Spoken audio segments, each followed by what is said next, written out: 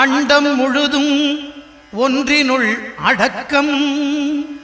அதுவே ஆனை முகமெனும் ஓங்கார விளக்கம்.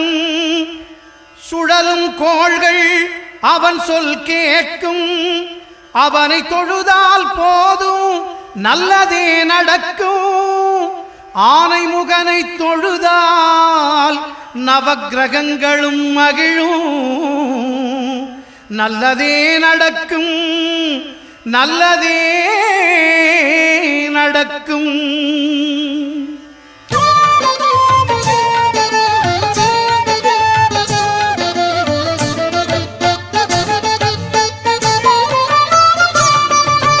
ஒன்பது கோளும் ஒன்றாய் காண அங்கு கற்பகம் என்னும் கடவுளின் மெய்யில்.